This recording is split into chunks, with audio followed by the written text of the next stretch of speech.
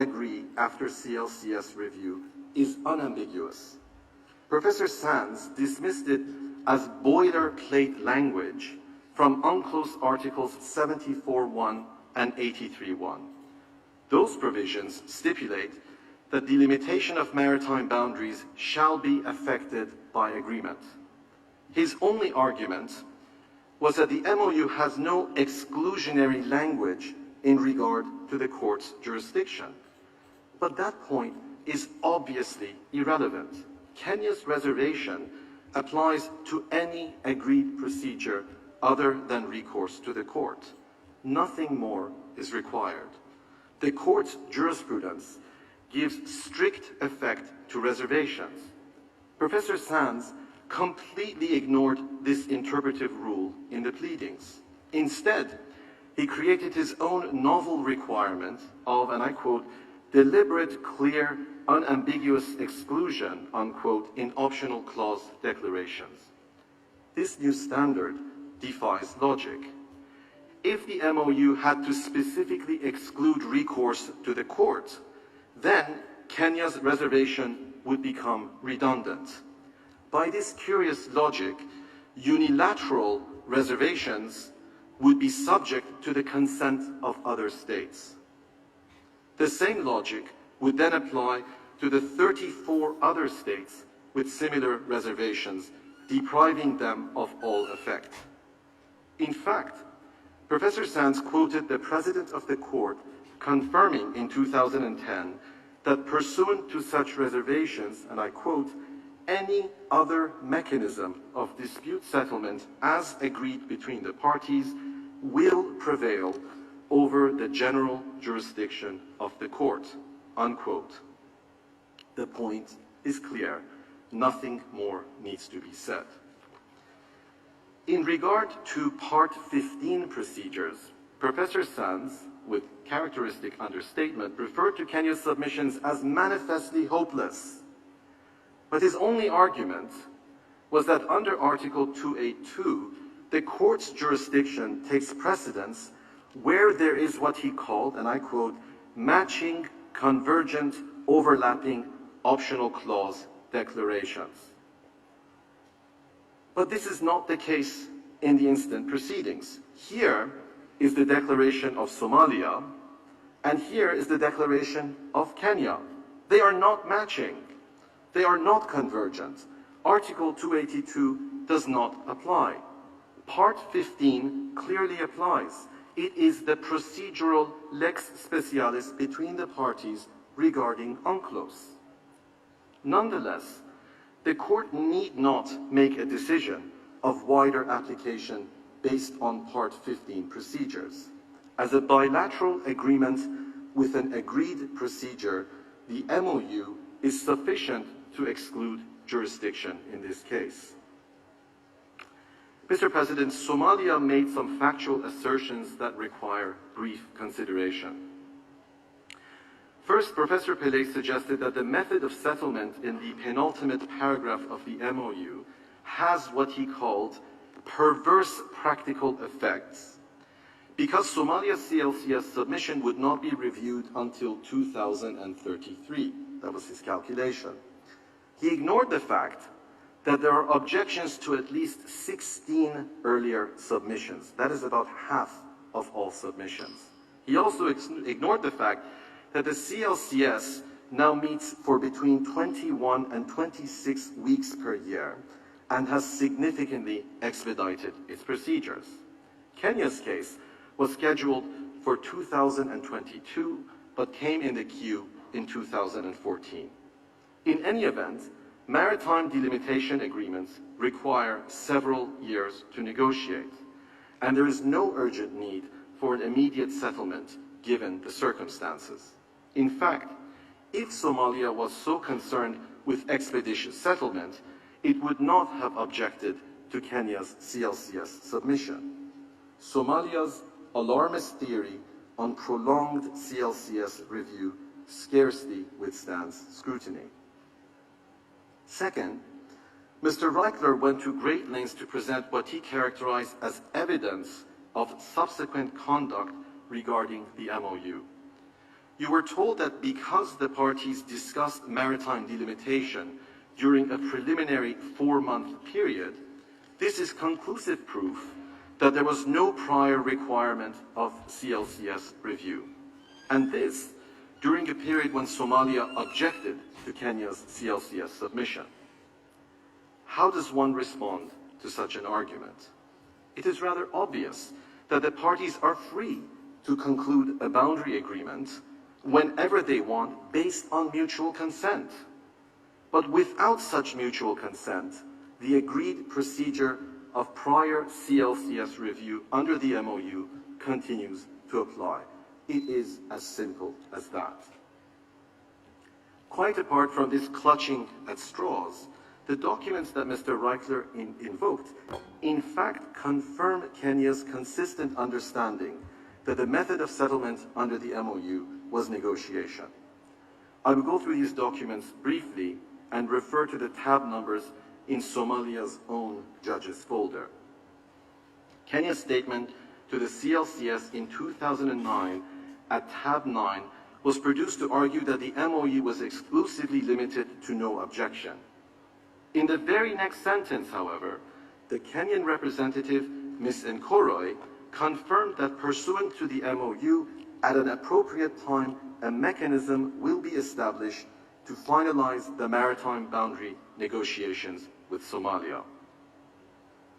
Another example is Kenya's CLCS submission of 2009 at tab 10.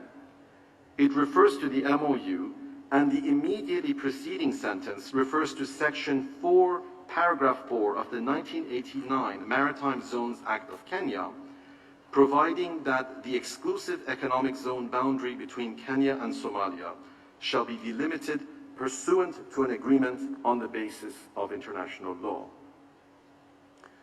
The joint statement of 2013 at tab 11 further indicates that the parties agreed on the need to work on a framework of modalities for embarking on maritime demarcation, and in the next paragraph refers to MOUs signed between Kenya and Somalia and their level of implementation.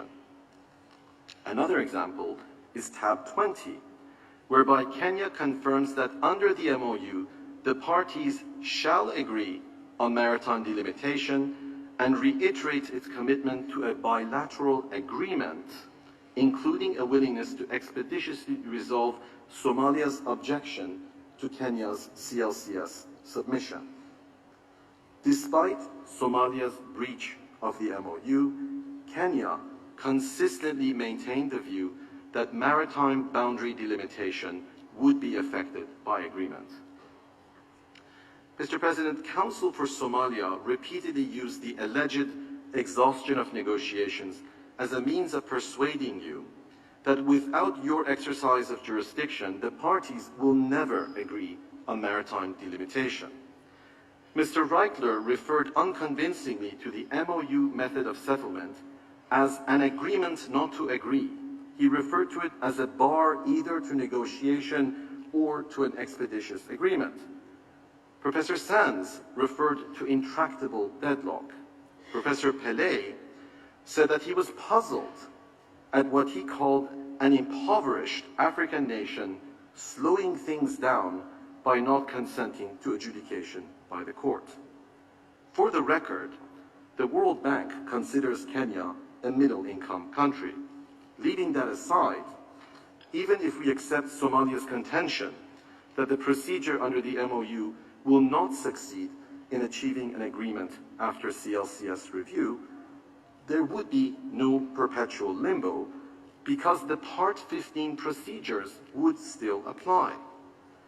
There would be a further method of settlement even if the MOU procedure is exhausted at some point in the not-too-distant future. Professor Sands' apocalyptic prediction of dire implications, radical consequences, startling outcomes, and other calamities for the court is an acute episode of rhetorical flourish, but fortunately one that may be cured by a healthy dosage of objective facts. In this regard, how should one address the accusation that Kenya is hostile to the court because its case on the merits would most likely fail, and its intention therefore is, quote, prolonging its own unilateral conduct, unquote. Those were the words of Professor Sands. It bears mentioning here that Somalia's pleadings, both written and oral, have completely ignored Kenya's need for maritime enforcement against al-Shabaab terrorists. Somalia has produced no contrary evidence and no contrary arguments that border insecurity is a fundamental threat to Kenya. It is an inconvenient truth for Somalia that hundreds of Kenyan civilians have been massacred by terrorist attacks, and that, as Kenya has repeatedly stated, interdiction of al-Shabaab in the maritime areas in dispute is an existential necessity for Kenya. This is not a maritime dispute between Norway and Sweden. The context is one of serious insecurity, a still fragile situation in Somalia that directly impacts Kenya. Somalia does not deny that the Kenyan Navy has patrolled these waters for several years now as part of the African Union mission in Somalia endorsed by the UN Security Council. Under such complex circumstances, is Kenya to be blamed for wanting a negotiated settlement under the MOU's agreed procedure? Mr. President, one final point merits brief attention. The deputy agent referred to Kenya's, quote, misguided attitude, unquote, regarding the maritime areas in dispute. She suggested that Kenya's objection is motivated by the fact that it does not have, quote, a serious case on the merits, unquote. Kenya, in fact, has a strong case on the merits, but that has no bearing on jurisdiction. The court made this clear in fisheries jurisdiction. The merits also have no bearing on Kenya's motivations for insisting on a negotiated settlement in accordance with the MOU. The point here is only that what Somalia decries as Kenya's unilateral acts must be seen in a proper historical context. Kenya has exercised uncontested jurisdiction in this maritime area since 1979. The deputy agent said that Somalia does not agree, but there is not a shred of evidence in the memorial suggesting otherwise.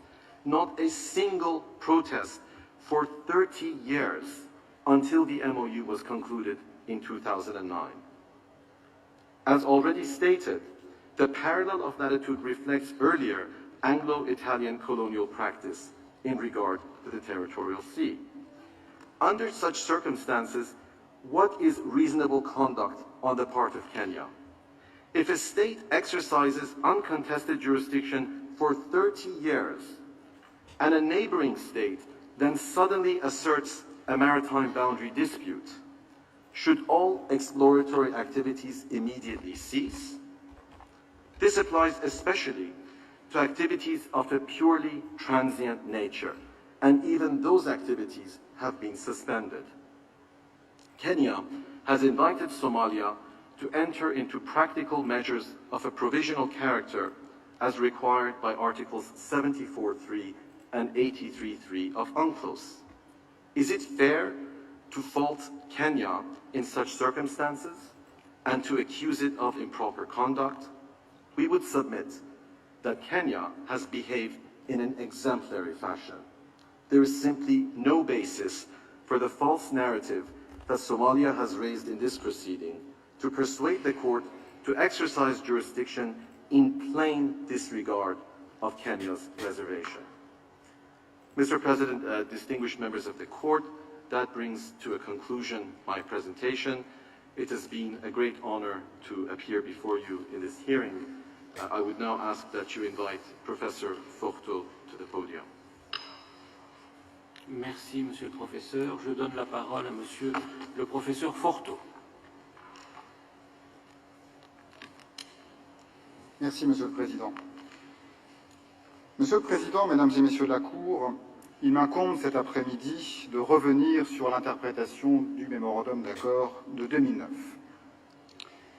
Rassurez-vous, Monsieur le Président, je ne me livrerai pas à une conférence académique sur les règles applicables à l'interprétation des traités.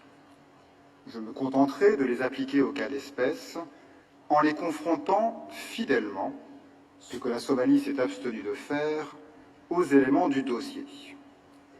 Cela me conduira à revenir successivement, en réponse aux arguments de nos contradicteurs, sur le contexte de conclusion de l'accord, sur son champ d'application, puis sur les engagements qu'il contient.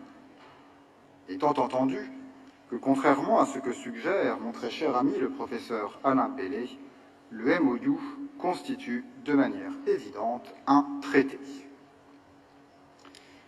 Commençons donc par le contexte de conclusion de l'accord et plus spécifiquement par ses travaux préparatoires entendus au sens propre. Comme c'est souvent le cas pour les accords bilatéraux, par opposition aux traités multilatéraux, les travaux préparatoires de l'accord de 2009 ne sont pas très volumineux.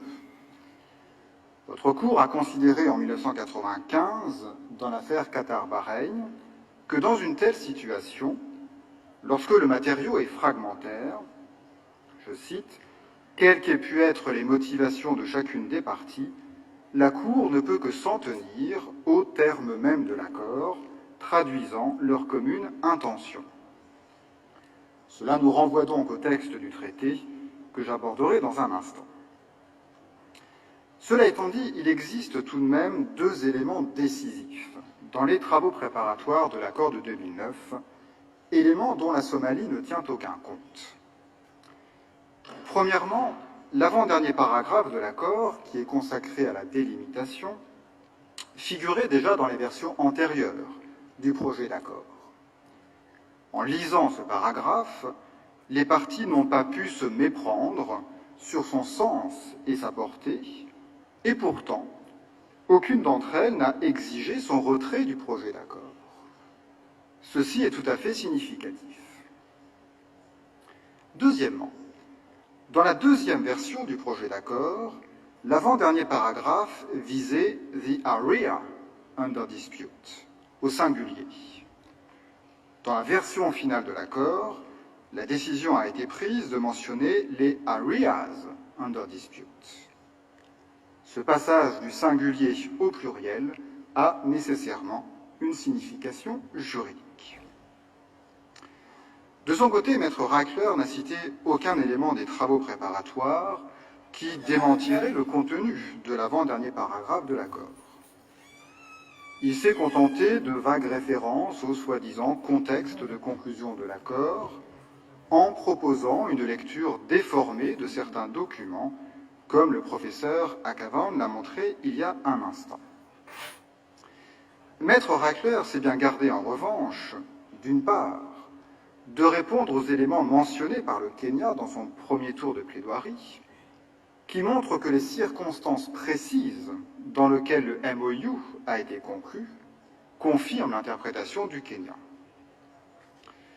D'autre part, il s'est également abstenu de faire état des éléments qui attestent que l'accord de 2009 a été conclu non pas seulement aux fins de la délinéation, mais aussi aux fins de la délimitation. Dans sa note verbale du 17 août 2011, par exemple, la Norvège a dressé un lien explicite entre la délimitation des espaces maritimes entre les parties et la conclusion de l'accord de 2009.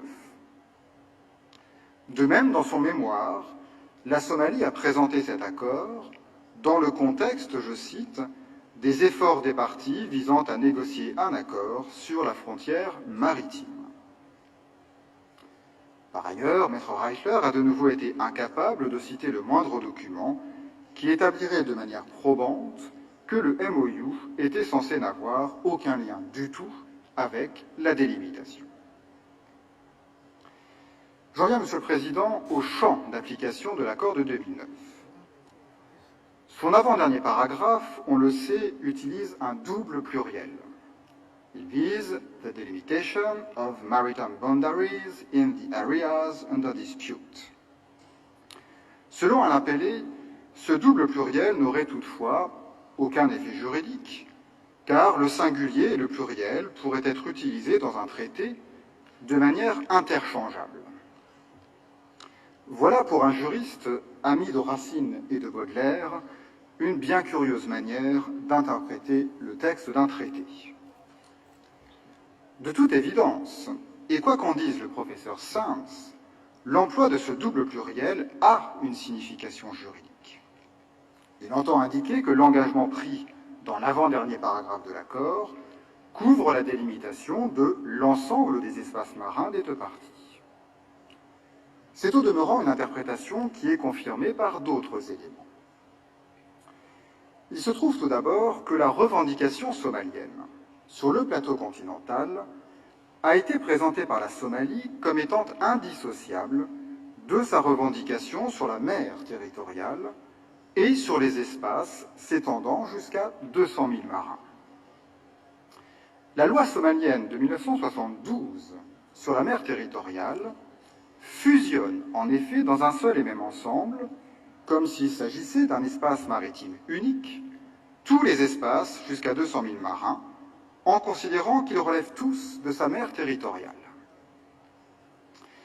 La Somalie s'est bien gardée d'évoquer cette loi de 1972 devant vous, se contentant de suggérer dans son mémoire qu'elle aurait été abrogée en 1988. Mais trois éléments plaident en sens inverse. En 2011, la Norvège a cité cette loi de 1972 pour souligner qu'elle devait être mise en conformité avec le droit international, ce qui signifie qu'elle était apparemment encore en vigueur à cette date. Dans sa communication préliminaire à la Commission des limites du plateau continental, soumise 7 jours après la conclusion du MOU, la Somalie a elle-même cité sa loi de 1972. Et lorsqu'en juin 2013, 4 ans après la conclusion du MOU, la Somalie a refusé d'entrer en négociation avec le Kenya sur la délimitation maritime, la Somalie a fait valoir, en relation explicite avec le MOU, que the government's position en la matière is la loi de 1972, laquelle defines Somali Territorial Sea has 200 nautical miles and continental shelf. Il est bien connu par ailleurs que dans le droit international contemporain, les différents espaces maritimes sont liés entre eux en ce qui concerne leur délimitation, comme vous l'avez souligné à plusieurs occasions. C'est particulièrement vrai lorsque, comme c'est le cas en l'espèce, une ligne unique de délimitation est revendiquée, laquelle part de la côte des parties pour s'étendre jusqu'au plateau continental étendu.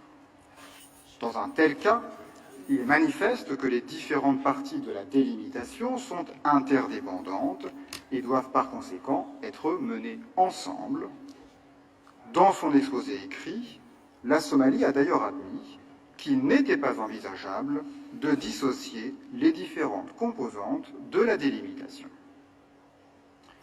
Dans ces circonstances, il est évident que l'engagement qui figure dans l'avant-dernier paragraphe de l'accord de 2009 couvre, en ce qui concerne les zones objets du différend entre les parties, la délimitation de l'ensemble de leurs espaces maritimes. C'est ce que vient confirmer expressément l'usage du double pluriel. J'en viens, Monsieur le Président, aux engagements souscrits dans l'accord de 2009. Selon le professeur Pellet, l'interprétation d'un traité suppose, je cite, de ne pas détacher les uns des autres les 4 éléments clés énumérés à l'article 31 de la Convention de Vienne. Texte, objet et but, contexte et pratique ultérieure. Le problème est que la Somalie détache elle-même le plus important de ces 4 éléments, à savoir le texte du traité. Pour y parvenir, la Somalie se livre à une manœuvre qui ne trompera pas la Cour. La Somalie commence par postuler que l'accord de 2009 n'aurait qu'un seul et unique but et objet, à savoir la délinéation. Sur la base de ce postulat, elle s'efforce ensuite de dissoudre l'avant-dernier paragraphe de l'accord de 2009, au simple prétexte que celui-ci concerne la délimitation et non la délinéation. Ce pseudo-raisonnement juridique est bien entendu vicié. Sur le plan de ses conséquences, tout d'abord, le raisonnement de la Somalie conduit non pas à interpréter, mais à priver d'effet une disposition du traité au simple prétexte qu'elle ne rentrerait pas dans l'objet et le but du traité tel que la Somalie les définit, ce que le droit de l'interprétation des traités interdit bien entendu de faire.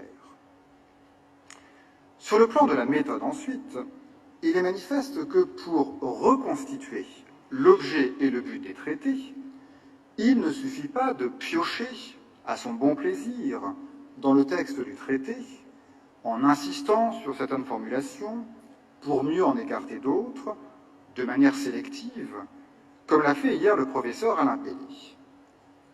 Ce que le droit international commande est de lire l'accord fidèlement et intégralement.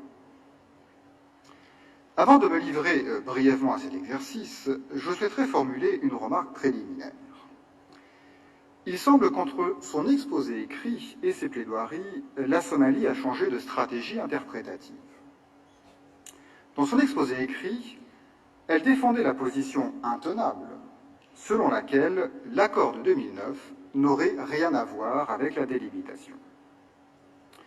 Désormais, la position de la Somalie semble plus nuancée. Assurément, a reconnu le professeur Pelé, l'accord contient une disposition sur la délimitation. De fait, il était difficile de le nier. La conséquence en est que, quelle que soit la définition que la Somalie cherchera à donner à l'objet et au but du traité, elle butera toujours sur le même obstacle. L'avant-dernier paragraphe de l'accord existe, et dès lors que pacta sunt servanda, il n'y a aucun moyen et il n'y a aucune raison de le priver de son effet juridique. La nouvelle thèse de la Somalie serait que le seul effet de l'accord sur la délimitation serait que la délinéation serait sans préjudice de la délimitation. Cette nouvelle lecture de l'accord est cependant en contradiction flagrante avec son texte. Pour rappel, l'accord de 2009, qui est reproduit à l'onglet numéro 2 de votre dossier, se compose de 7 paragraphes. Vous remarquerez tout d'abord que l'accord présente la particularité de commencer et de se terminer par une clause sur la délimitation.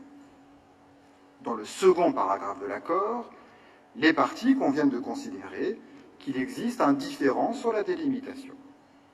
Dans le 6e paragraphe, elles établissent la procédure à suivre pour la délimitation, et cela en lien avec la délinéation.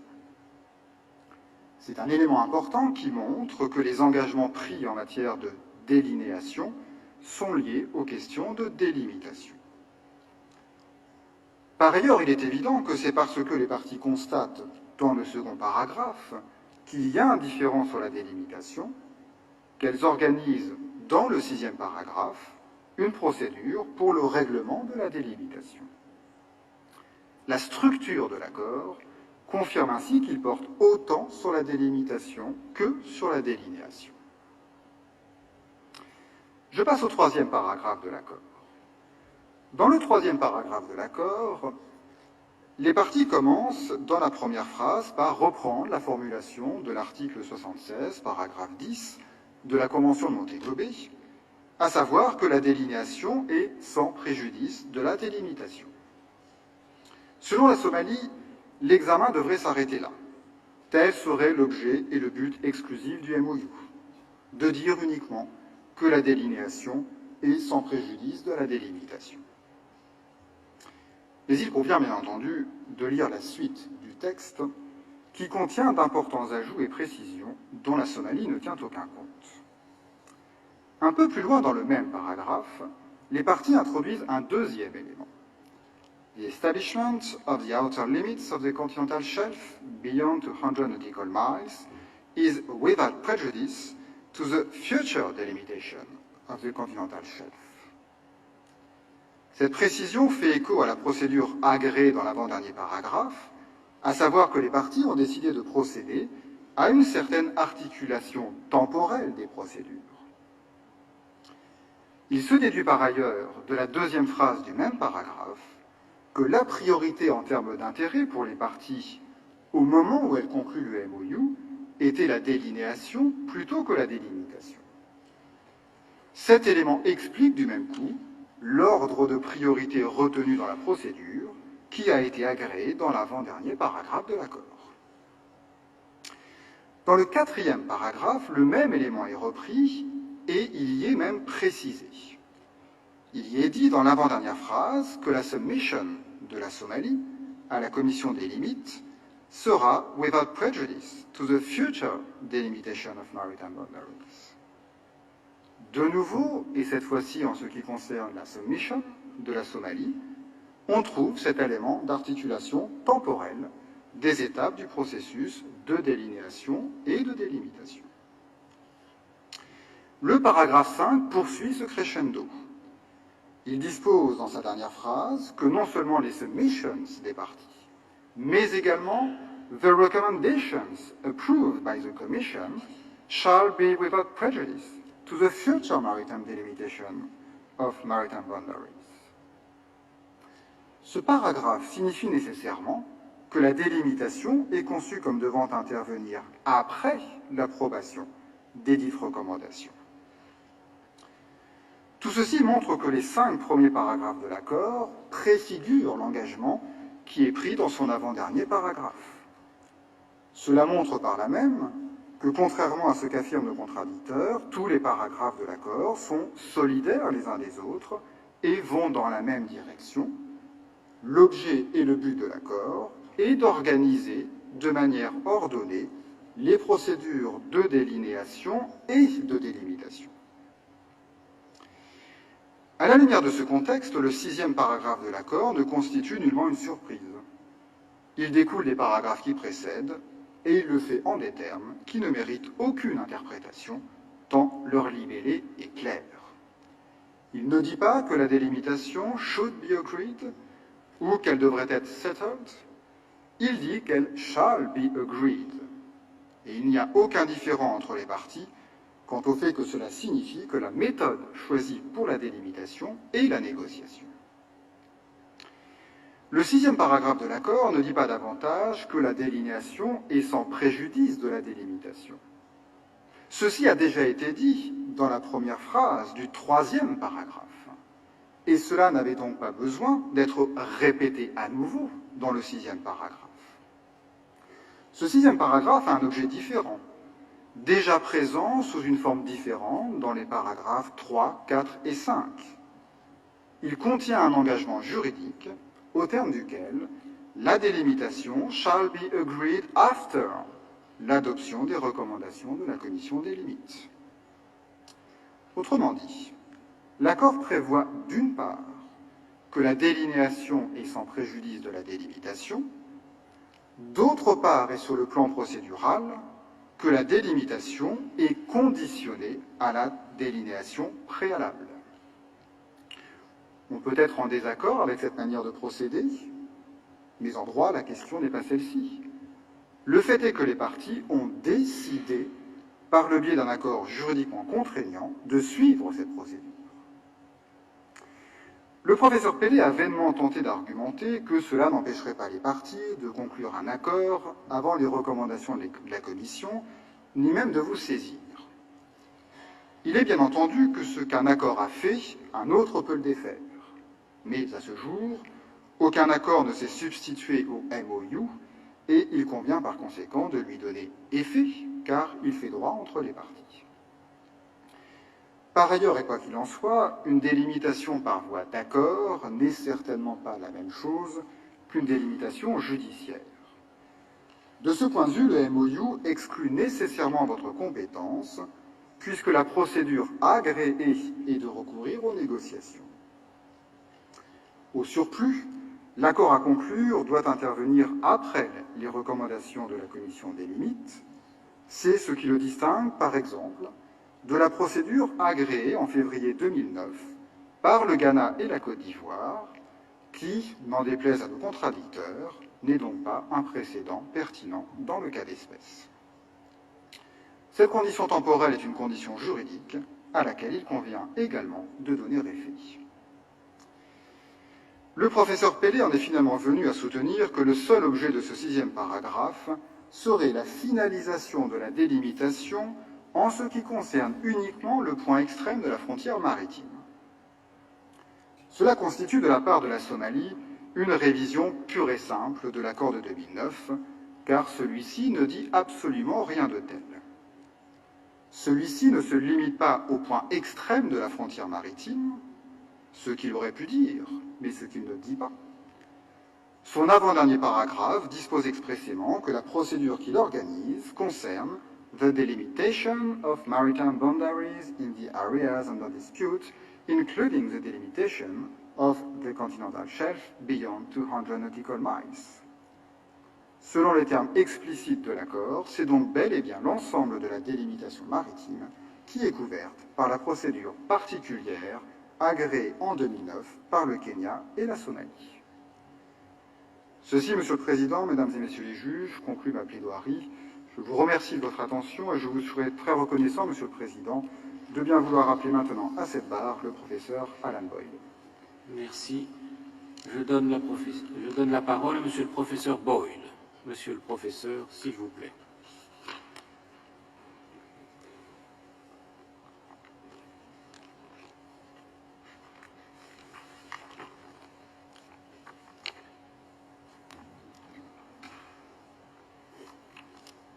Mr. President, members of the Court, it's a pleasure to appear before you again and to respond to my good friend Professor Sands. He has, I think, spent far too much time reading my work recently, but I can be brief and I will focus mainly on Article 282. Professor Sands claimed yesterday that Kenya's interpretation of its optional clause reservation would, he said, undermine the potential role of the Court in settling maritime boundary disputes. Mr. President, Kenya is not remotely hostile to the Court, nor is it seeking to undermine its role in maritime boundary disputes. Somalia's argument ignores and risks destroying the complex and successful system for settling unclosed disputes set out in Part 15 of the Convention. It assumes what the states who negotiated that system sought to avoid, making the ICJ the default option for the settlement of unclosed disputes. Now, the ICJ is an important part of that system, but not in the way that Somalia would have you believe. Part 15 creates what has been described, and I didn't invent this term, a cafeteria of dispute settlement options from which states are free to choose the forum that they consider most appropriate for their particular dispute. The co-chairman of the committee that created this system was a Kenyan diplomat, and I believe he is responsible for the cafeteria. Adjudication by the ICJ is only one of the options available under Part 15, and in this context, references made yesterday to General Assembly resolutions calling for disputes to be referred to the ICJ are plainly out of place. There is a role in international relations for specialized dispute settlement systems, and states adopt those specialized systems for very good reasons. Part 15 is an integral and essential part of the Convention, and Somalia, like Kenya, was part of the consensus which negotiated that convention and adopted it in 1982. The only truly compulsory procedures under Part 15 are those set out in Articles 287 and 2981, and in essence, after, but only after, the Section 1 procedures and agreed time limits are exhausted, the parties to an unclosed maritime boundary dispute have to accept the system for dispute settlement set out in Section 2 of Part 15. So the core question under Part 15 is whether Kenya has accepted ICJ jurisdiction in the present case. It is not disputed on our side at all that parties to an UNCLOS dispute which have clearly accepted ICJ jurisdiction in matching optional clause declarations are covered by Article 282, and that article will then give that choice priority over all other procedures in Section 2. That entirely obvious point is made by all of the authors cited by Professor Sands yesterday.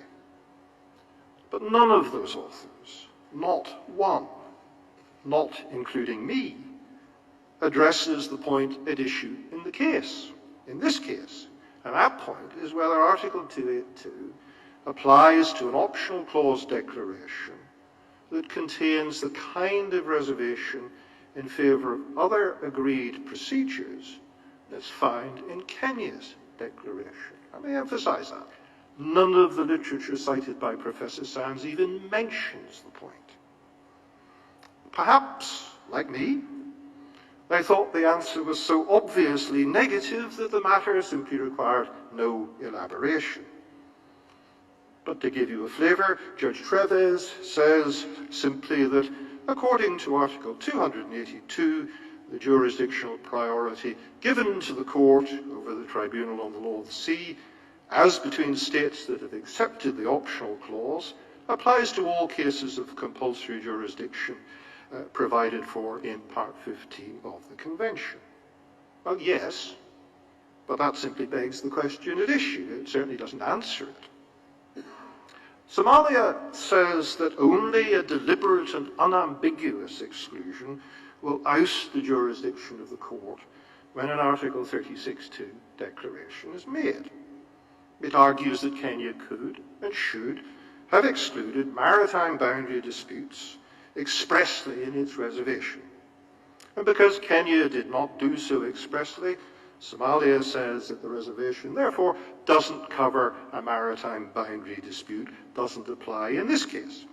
And that lack of specificity on its view makes the optional clause and Article 282 applicable and gives you jurisdiction. But Mr. President, members of the court, this argument is inconsistent with your own jurisdiction on Article 36(2). And where would the argument for greater specificity stop? Suppose Somalia and Kenya had a dispute under a WTO-covered agreement. If Somalia's approach to interpreting Kenya's reservation is correct, then Kenya's Article 36(2) declaration has conferred compulsory jurisdiction over WTO disputes on the ICJ, even though the WTO has an elaborate and specialised dispute settlement system of its own. Is Somalia really suggesting that the ICJ optional clause prevails unless states make far more detailed and specific reservations to their Article 36(2) reservations? No court has ever taken that view. And consider alternatively a dispute between two states about activities on the deep seabed. Now this should fall within the jurisdiction of the Seabed Disputes Chamber under Part 11 of UNCLOS. But will it? On Somalia's argument, Kenya's ICJ jurisdiction would confer compulsory jurisdiction over such a dispute on the ICJ simply because it does not specifically exclude it. That would certainly surprise the parties to UNCLOS. Somalia then talks about a double renvoi between the optional clause reservation and Article 282, where each instrument allegedly extinguishes the other. That might be entertaining. But as my colleagues have already observed, in its relationship to the ICJ statute, UNCLOS Part 15 has the character of a lex specialis. The International Law Commission noted in its report on the fragmentation of international law that the idea that special enjoys priority over general has a long pedigree in international jurisprudence. They cite Grotius in offering two reasons for this. They say a special rule is more to the point than a general one, and it regulates the matter more effectively than general rules. This could also, they say, be expressed by saying that special rules are better able to take account of particular circumstances. Grotius if I may say so, expressed perfectly almost 4 centuries ago the underlying rationale behind Part 15 of UNCLOS. It does not extinguish the ICJ statute, far from it. There is a coherent role for the court within the architecture of Part 15. But Part 15 does create an alternative, a more specialized and more diverse dispute settlement system for all the various types of UNCLOS disputes. As such, it falls fairly and squarely within the ordinary meaning of the reservation to Kenya's optional clause declaration. Now, that reservation has to be taken at face value, on its own terms.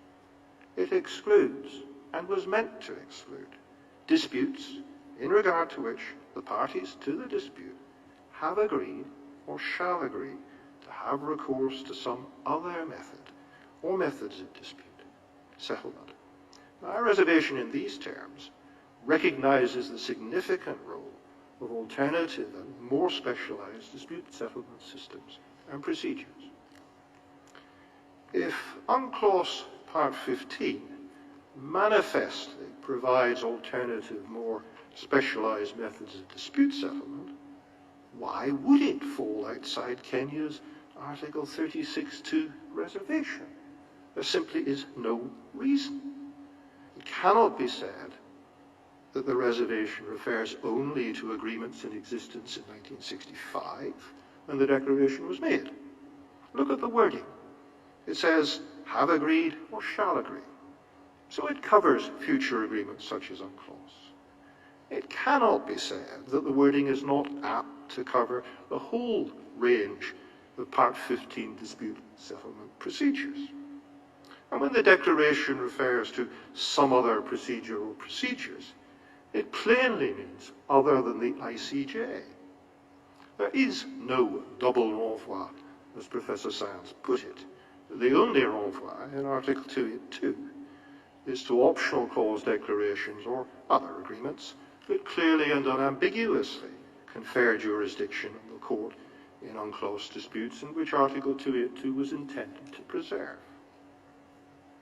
So that leaves only the previous argument that Kenya's reservation is simply not specific enough to exclude your jurisdiction, that it does not mention maritime boundaries. But why stop there? Why not argue that it does not mention the outer continental shelf, or the territorial sea, or coral reefs, or scientific whaling? What degree of specificity would satisfy Professor Sands? This is not a serious argument among international lawyers. A general phrase can cover many specificities. It is unnecessary to spell out everything, nor is it necessary to emulate the Australian declaration, which he quotes.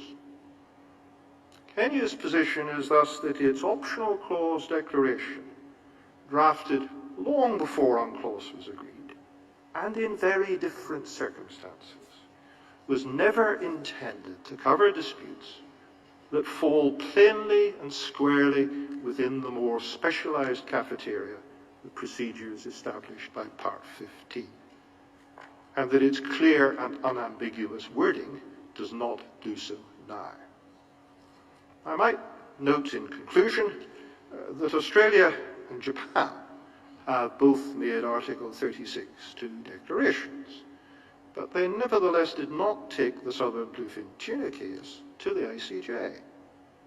This may not necessarily have been a wise choice on Australia's part, but it no doubt reflects the fact that Australia's ICJ declaration contains the same reservation as Kenya's, while Japan's declaration excludes disputes subject to binding arbitration or judicial settlement.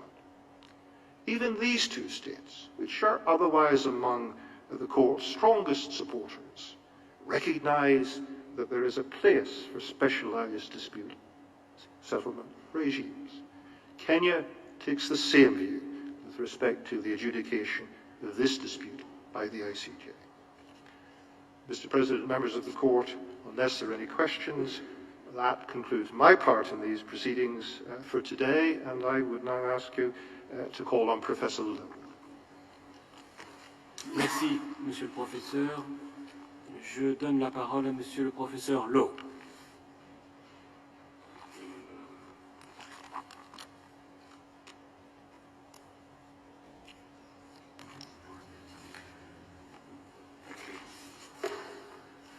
Thank you, Mr. President, members of the Court. My task is again to summarise and to close Kenya's submissions. In the first round, Somalia made 2 points. One point was that, according to Professor Sands, the effect of UNCLOS Article 282 is to preclude the application of UNCLOS Part 15 to this dispute and to permit the parties' optional clause declarations to trump Part 15, thus giving the court jurisdiction over this dispute. The second point was that the MOU is nothing more than an agreement between Kenya and Somalia not to object to each other's CLCS filings. Mr. Reichler told you that it was not understood as an agreement on the means for the settlement of the boundary dispute. I shall address each of these points and close with a response to Somalia's arguments that, as a matter of policy, the court should find that it has jurisdiction in this case in order to secure future business. First, the UNCLOS Article 282 argument.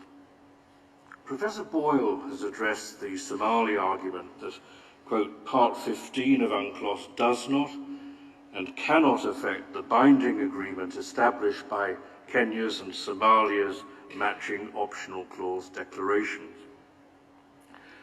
The short answer to it is that the two declarations are not matching.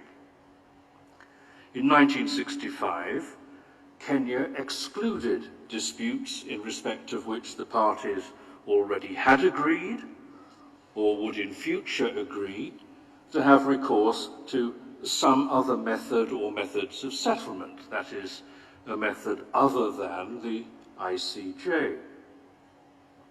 Somalia did not exclude them. In 1989, when they each ratified UNCLOS, Somalia and Kenya agreed that maritime boundary disputes would be subject to UNCLOS Part 15. Neither state having chosen the ICJ as the forum for dispute settlement under UNCLOS Article 287, the two states have, accordingly, agreed that maritime boundary disputes should go to other Part 15 procedures, that is, to methods of settlement other than the ICJ. This dispute thus falls inside Somalia's optional clause declaration, but outside Kenya's. There is nothing complicated about that. Of course, if the dispute did fall within both states' declarations, UNCLOS Article 282 might preserve the jurisdiction of the ICJ, and that is the point made by the writers quoted by Professor Sands. But the dispute does not fall within both declarations. Kenya has excluded a category of disputes which Somalia has not. Professor Sands tried in paragraph 42 of his speech to use Article 282 in order to remove the reservation in Kenya's declaration, to nullify or trump it. He wants to say that Kenya's declaration indeed directs the dispute to the other agreed method of settlement in UNCLOS Part 15, but that Article 282 of UNCLOS Part 15 then directs it back to the ICJ because of what he says are the convergent optional clause declarations of Kenya and Somalia. And Somalia resolves that endless renvoi by asserting that, quote, the jurisdiction established by convergent optional clause declarations takes precedence over the dispute resolution procedures contained in Part 15 of UNCLOS. But why does it? Why is the lex specialis principle, firmly established in international law, displaced? Why does a dispute over the interpretation or application of UNCLOS articles on delimitation not fall under the comprehensive provisions of the UNCLOS dispute settlement procedure, to which Kenya and Somalia agreed decades after the making of their ICJ declarations? UNCLOS is not only the lex specialis, but also the later of the successive treaties in terms of Article 30 of the Vienna Convention on the Law of Treaties. Well, Somalia offers no answer, no principles, no precedents, nor even any policy arguments apart from the threat that Kenya's view may lead to a loss of business for the court, a point to which I shall return shortly. But in fact, in our submission, the court does not need to decide this point, because the obvious and primary reason why it lacks jurisdiction is that the parties have agreed to settle the maritime boundary disputes, not by adjudication, but by negotiation. That is what they agreed in the MOU. And so I turn to Somalia's second main point. In its memorial at paragraphs 3.38 to 3.42, Somalia discussed the MOU and set out the text of paragraph 6, the paragraph that stipulates that the maritime boundaries between Kenya and Somalia shall be agreed between the two states after the CLCS has made its recommendations on their respective submissions. Somalia made no suggestion that paragraph 6 is superfluous or alien to the purpose of the MOU, or carries anything other than its plain meaning. In its memorial, Somalia's objection to the MOU was based on the fact that Somalia, quote, decided against its ratification and regarded it as non-actionable, by which Somalia seems to have meant that the existence of the MOU could, as a matter of international law, be ignored. Somalia has now abandoned that position. It now says that the MOU, whose legal effectiveness is apparently conceded, is, in Mr. Reichler's words, quote, solely an agreement on non-objection to the parties' respective submissions to the CLCS. He and Professor Pele told you that this was the object and purpose of the MOU. Neither of them addressed the possibility that the MOU might have more than one object and purpose, as treaties typically do.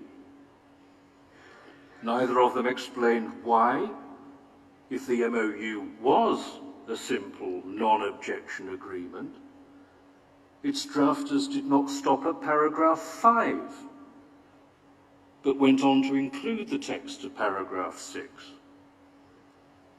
Neither of them offered a reason for not giving paragraph 6 its natural meaning, that the maritime boundaries between Kenya and Somalia shall be agreed between the two states after the CLCS has made its recommendations.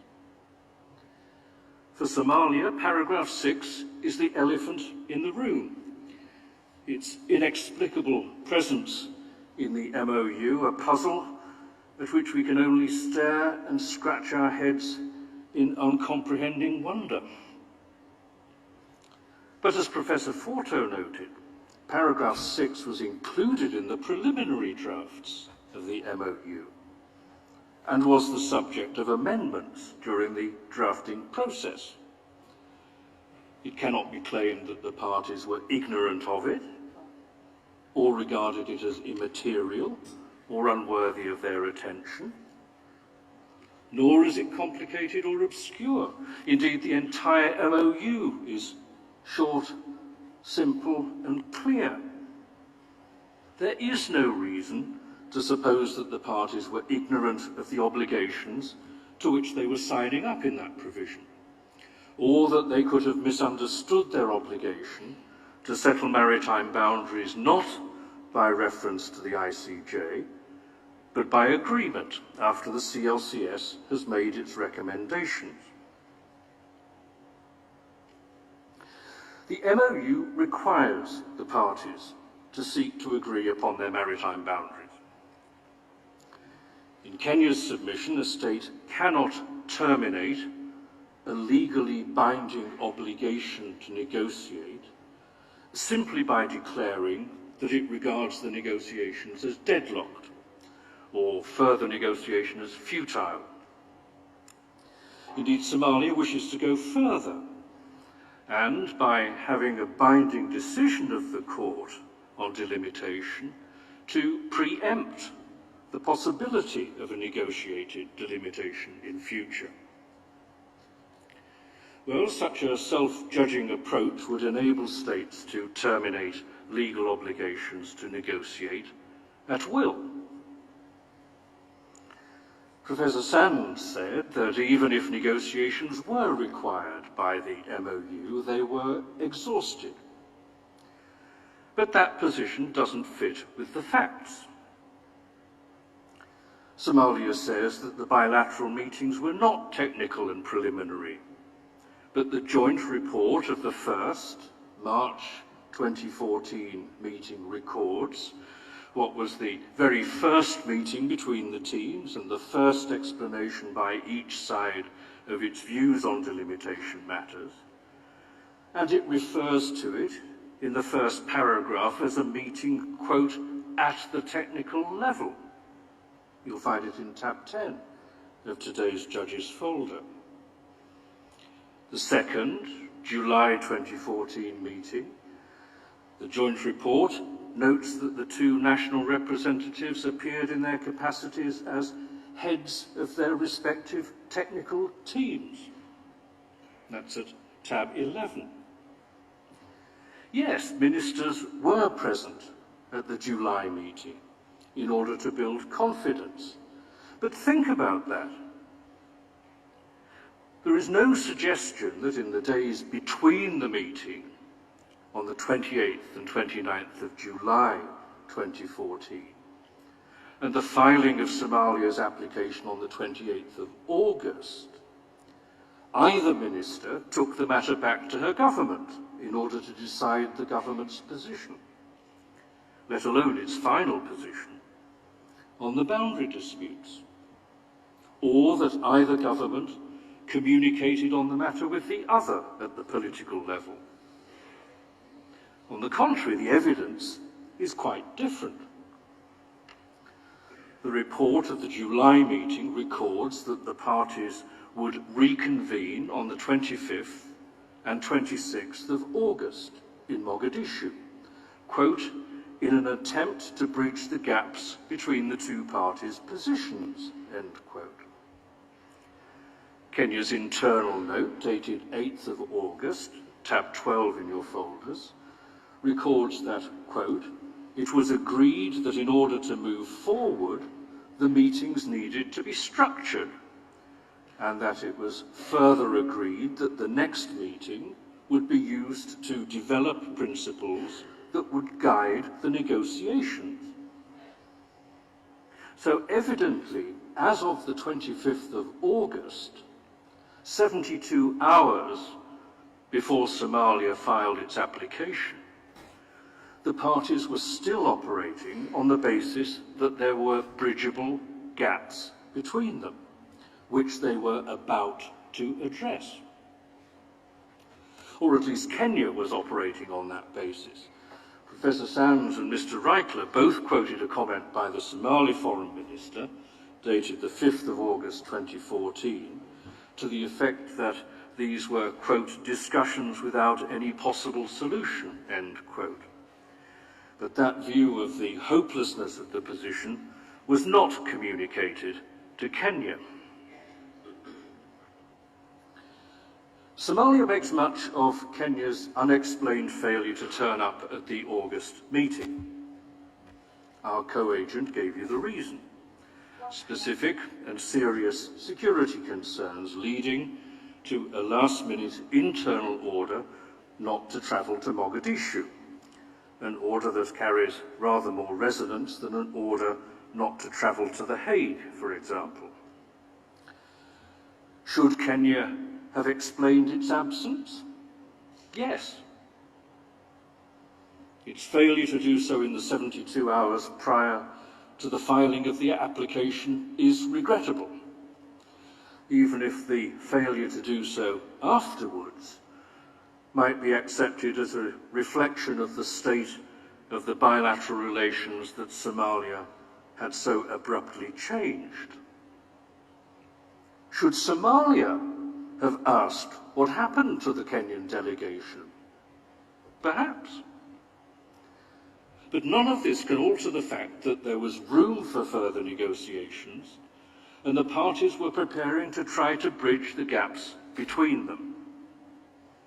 Objectively, there is no evidence that the discussions had reached deadlock.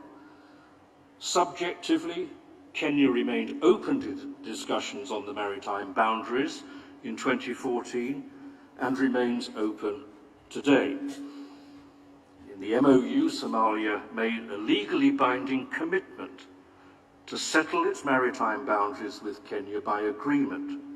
It cannot simply ignore that commitment, as indeed it should not have ignored its commitment not to object to Kenya's CLCS submission. But Somalia appears to feel free to disregard both commitments in the MOU, to treat them both as non-actionable from its point of view.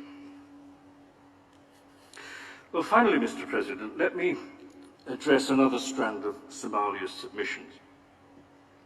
It sought to reinforce its case by predicting dire implications and radical consequences that surely were not anticipated if its interpretation of the facts and law is not accepted.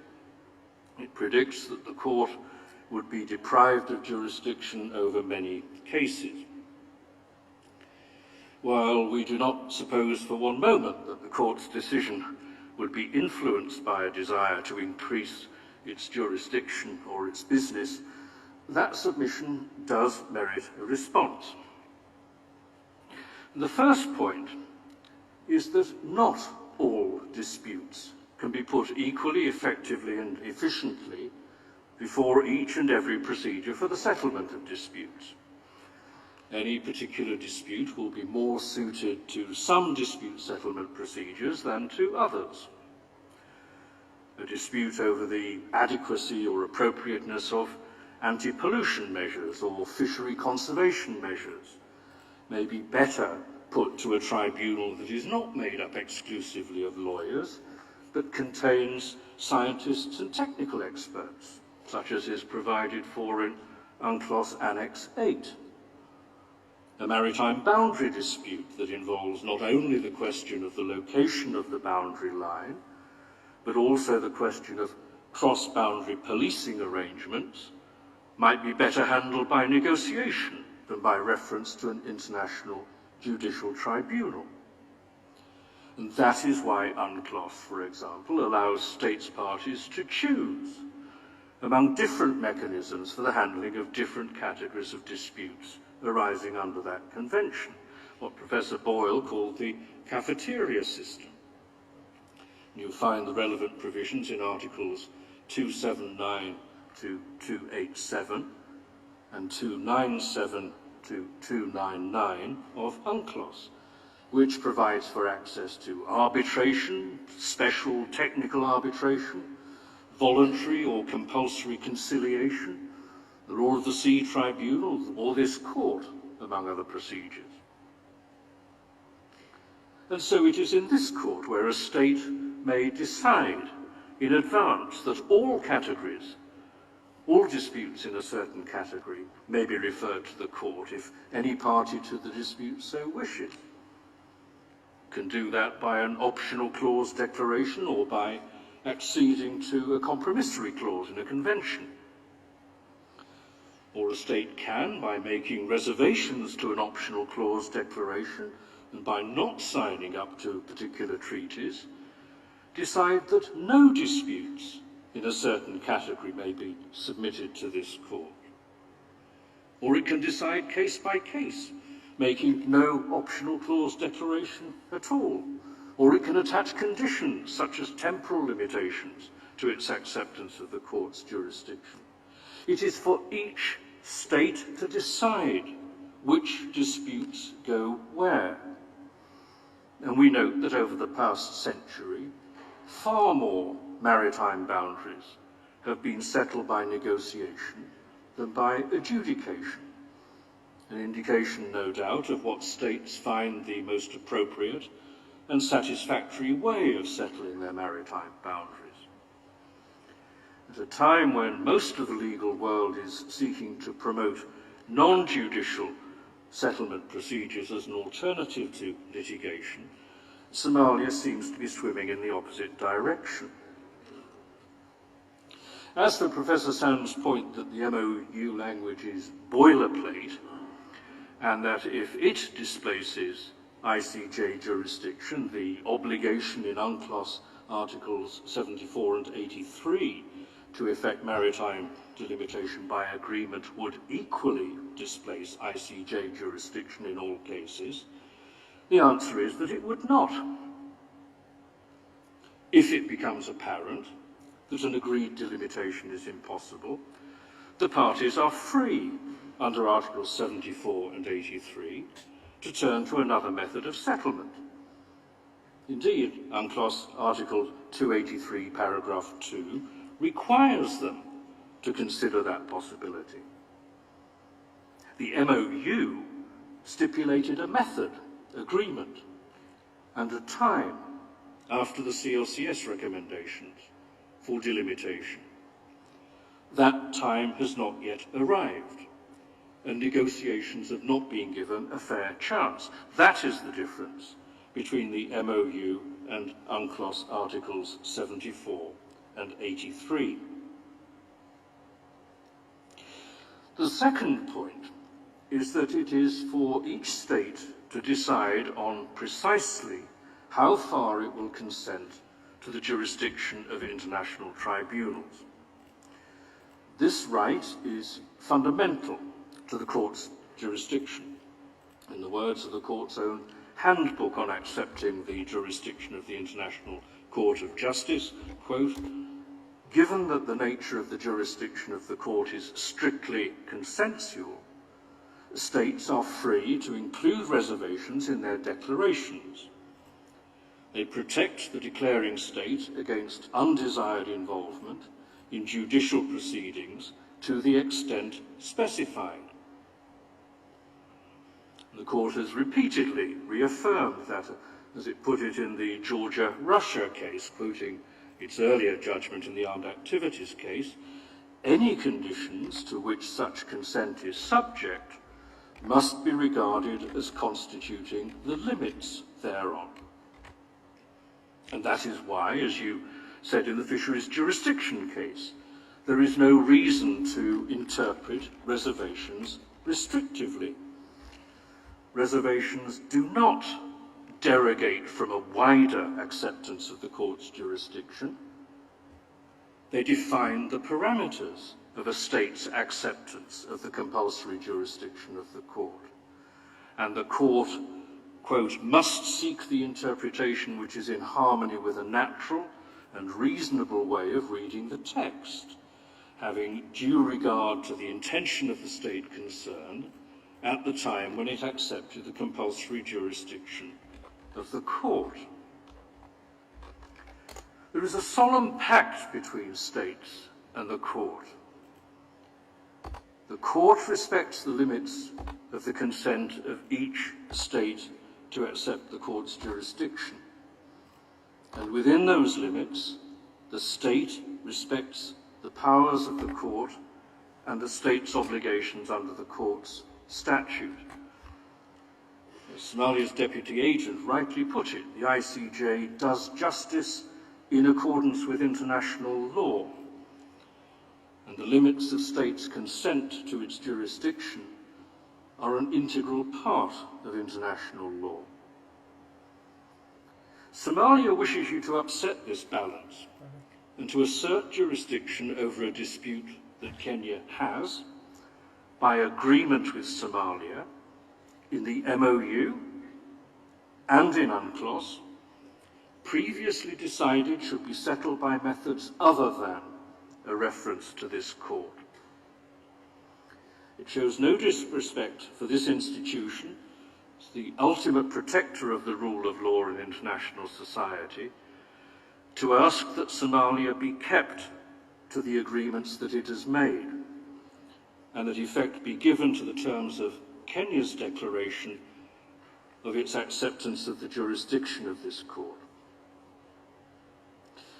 Mr. President, members of the court, unless I can assist you further, that concludes my submission on behalf of the Republic of Kenya, and I would ask that you now invite the Honourable Agent for Kenya to the lectern. Merci, Monsieur le Professeur.